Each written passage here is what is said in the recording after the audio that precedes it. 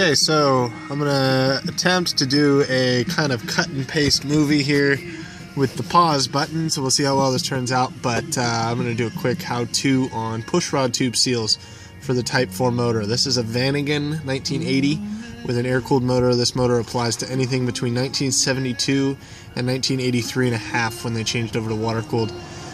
So any of those Type 4 motors is where this applies. So this is a valve cover gasket.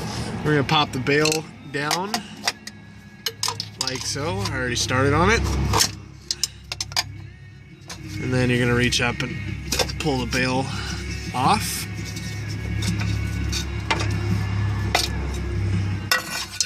And here we have our valves, or the tops of them I should say.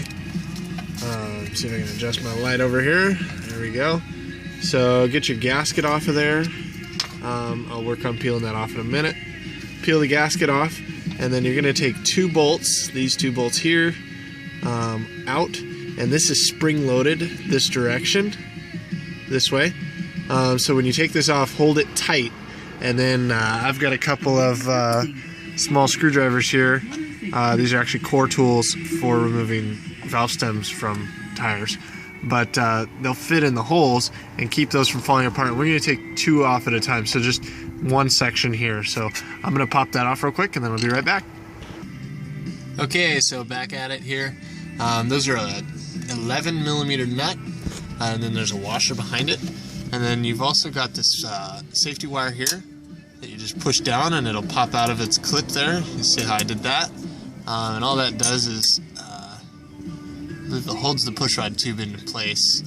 It's just a secondary keeping it from coming out. So once we've got that popped loose, this should just slide right off of there, just like that.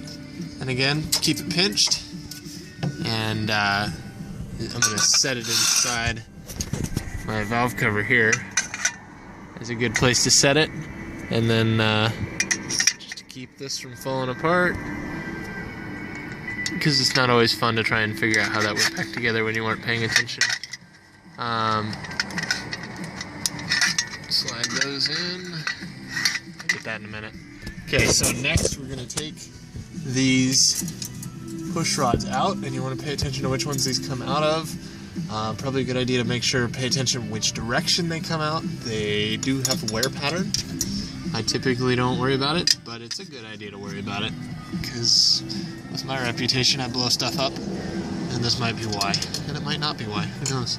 So take those both out. I set them both inside the valve cover. They're going to be full of oil, so have somewhere to set them. And then we'll get underneath and I'll show you where we go next. Okay, so I got three different types of pliers here. Two of these are really similar. This one's just a little bit smaller. I don't know if you can see that very well. Smaller circle than this one here, but they're angled, and they have obviously a circle in there. And then this guy here is what most of you will have, just a typical set of pliers. Both of these work great for what we're about to do. I'm personally going to use this, but I will show you how to use this one as well.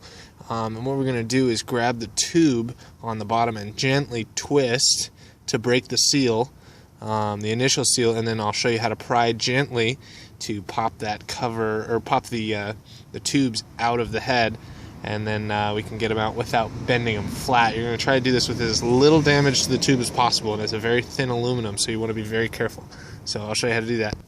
Okay, so down here I've removed the lower sled tins. A couple of screws, kind of straightforward. I'm not going to go into that on this video. First I'll start out with the regular pliers. You want to grab in the middle, and my light sucks.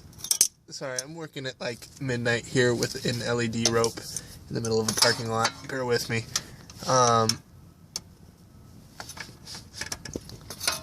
And try and watch what I'm doing instead of looking at the phone. So you're going to grab it with your pliers and gently twist. You can see that I'm able to twist that tube there, and then just pull it back towards the valve cover, the head, from the case. And if you can't get it to move, you can set it at an angle like this, and then push while twisting, and that'll gently pry the pushrod tube out towards the head. Now I'm going to use my angled pliers because it's typically a little safer because it doesn't have as much likelihood of bending anything. And pop that sucker out of there. There we go. Now you can kind of see it's out of the way. And if you look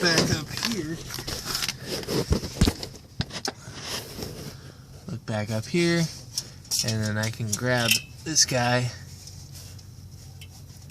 Maybe it's covered in oil. I can grab this guy and pull him on out, and you can see I did a little bit of damage to the side with the pliers there, but for the most part that's pretty rounded out. That's good.